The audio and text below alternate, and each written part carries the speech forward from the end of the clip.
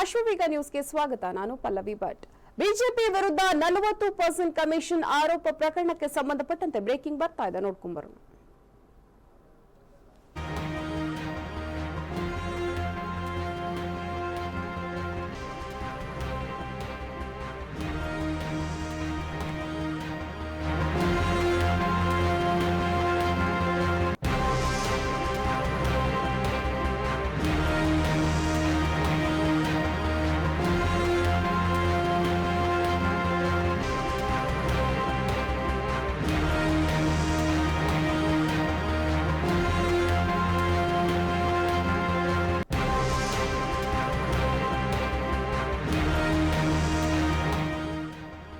BJP ವಿರುದ್ಧ 40% commission ಆರೋಪ ಪ್ರಕರಣಕ್ಕೆ ಸಂಬಂಧಪಟ್ಟಂತೆ ಇದೀಗ ಸಿಎಂ ಡಿಸಿಎಂಗೆ ಜಾಮೀನು ನೀಡಿದೆ ಕೋರ್ಟ್.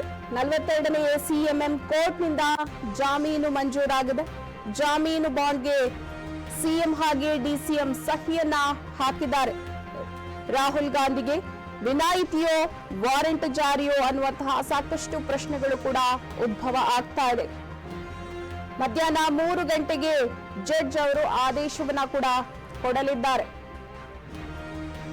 ವಿಧಾನಸಭೆ ಚುನಾವಣೆಯ ವೇಳೆ ಬಿಜೆಪಿ ವಿರುದ್ಧ ಒಂದು ಆರೋಪವನ್ನ ಮಾಡಿದ್ದಂತಹ ವಿಚಾರಕ್ಕೆ ಸಂಬಂಧಪಟ್ಟಂತೆ ದಾಖಲಾದ ಪ್ರಕರಣಕ್ಕೆ ಸಂಬಂಧಪಟ್ಟಂತೆ ಸಿಎಂ ಸಿದ್ದರಾಮಯ್ಯ ಹಾಗೇನೆ ಡಿಸಿಎಂ ಡಿಕೆ ಶಿವಕುಮಾರ್ ಅವರು ನ್ಯಾಯಾಲಯಕ್ಕೆ ಹಾಜರಾದ್ರು.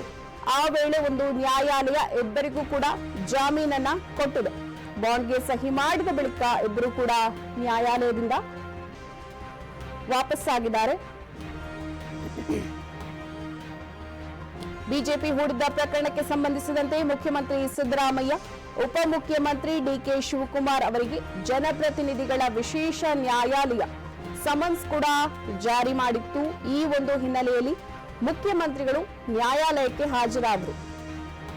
ತದನಂತರ ಆ ಒಂದು ಸಂದರ್ಭದಲ್ಲಿ ನ್ಯಾಯಾಲಯ ಇಬ್ಬರಿಗೂ ಕೂಡ ಜಾಮೀನನ್ನ ಕೊಟ್ಟಿದೆ, ಜಾಮೀನನ್ನ ಮಂಜೂರು ಮಾಡಿದೆ. ಆ ಒಂದು ಸಂದರ್ಭದಲ್ಲಿ ಬಾಂಡ್ಗೆ ಸಹಿಯನ್ನ ಕೂಡ ಇವರಿಬ್ಬರು ಸಹಿಯನ್ನ ಕೂಡ ಹಾಕಿದ್ದಾರೆ. ಸಿಎಂ ಹಾಗೆ ಡಿಸಿಎಂ ಅವರು ಬಾಂಡ್ಗೆ ಸಹಿ ಮಾಡಿದ ಬಳಿಕ ಇಬ್ಬರು ಕೂಡ ನ್ಯಾಯಾಲಯದಿಂದ ವಾಪಸ್ ಆಗಿದ್ದಾರೆ. ಬಿಜೆಪಿ ವಿರುದ್ಧ 40% ಕಮಿಷನ್ ಆರೋಪ ಪ್ರಕರಣಕ್ಕೆ ಸಂಬಂಧಪಟ್ಟಂತೆ ಸಿಎಂ ಹಾಗೆ ಡಿಸಿಎಂಗೆ ಜಾಮೀನನ್ನ ಇದೀಗ ಕೋರ್ಟ್ ಮಂಜೂರು ಮಾಡಿದೆ.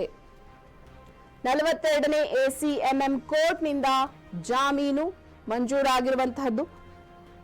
ಜಾಮೀನು ಬಾಂಡ್ಗೆ ಸಹಿಯನ್ನ ಹಾಕಿ ಸಿಎಂ ಹಾಗೆ ಡಿಸಿಎಂ ಇದೀಗ ತೆರಳಿದ್ದಾರೆ. ಆದರೆ ಈ ಒಂದು ಪ್ರಕರಣಕ್ಕೆ ಸಂಬಂಧಪಟ್ಟಂತೆ ಹಾಗಿದ್ದರೆ ರಾಹುಲ್ ಗಾಂಧಿಗೆ ವಿನಾಯಿತಿ ಸಿಗುತ್ತಾ ಅಥವಾ ವಾರೆಂಟ್ ಏನಾದ್ರೂ ಜಾರಿಯಾಗುತ್ತಾ ಅನ್ನುವಂತಹ ಪ್ರಶ್ನೆ ಉದ್ಭವ ಆಗ್ತಾ ಇದೆ. ಈ ಒಂದು ವಿಚಾರಕ್ಕೆ ಸಂಬಂಧಪಟ್ಟಂತೆ ಮಧ್ಯಾಹ್ನ 3 ಗಂಟೆಗೆ ಆದೇಶ ಕೂಡ ಹೊರಬರಲಿದೆ.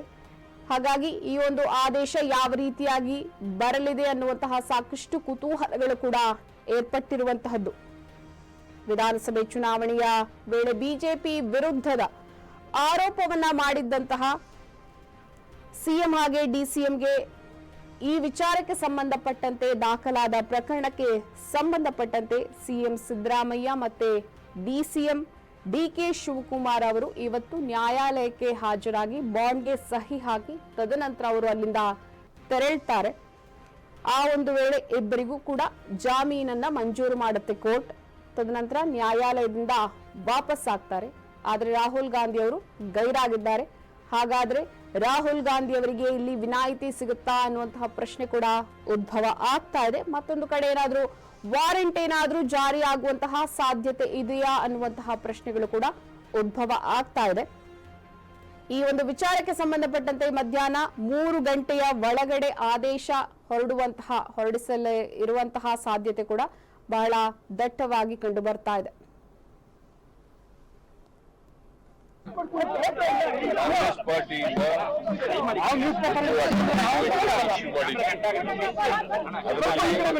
ಪೋಸ್ಟ್ಗಳಿಗೆ ಅವಾರ್ಡ್ ಮಾಡಬೇಕು. ಅದು ಯಾವುದೇ information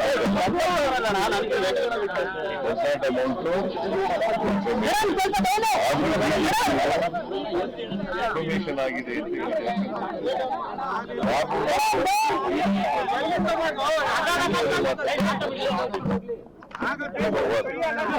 Number two, on the private complaint made by the BJP, ಇದು ಒಂದು ಪ್ರೈವೇಟ್ ಕಂಪ್ಲೇಂಟ್ ಇನ್ಫಾರ್ಮೇಶನ್ ಆಗಲ್ಲ. ಆದ್ರೂ ಕೂಡ ನಾವು ಲಾ ಅಬೈಡಿಂಗ್ ಸಿಟಿಜನ್ಸ್ ಕೋರ್ಟಿನ ಆದೇಶಕ್ಕೆ ಮರ್ಯಾದೆ ಕೊಡ್ತೇವೆ. ನಾವು ಮೊದಲನೇ ಹಿಯರಿಂಗಿಗೆ ಆಗಲೇ ಎಕ್ಸೆಂಪ್ಷನ್ ಈಗ ಮತ್ತೆ ಎಕ್ಸೆಂಪ್ಷನ್ ಕೇಳೋದು ಬೇಡ ಅಂತ ನಾವೇ ಅಪಿಯರ್ ಆಗಿದ್ದು. ಸೊ ನಾವು ಗೌರ್ಮೆಂಟ್ ಎಕ್ಸೆಂಪ್ಷನ್ ಕೂಡ ಅರ್ಜಿ ಹಾಕ್ತೀವಿ.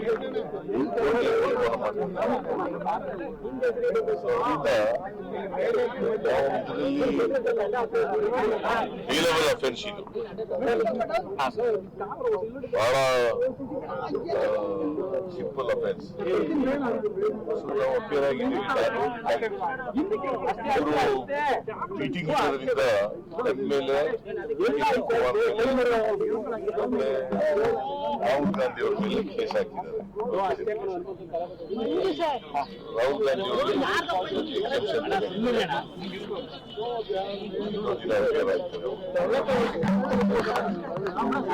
ನಾವು ಮುಂದೆ ಗೌರ್ಮೆಂಟ್ ಎಕ್ಸಾಮ್ಸ್ ಅಲ್ಲಿ ಅರ್ಜಿ ಹಾಕ್ತೀವಿ.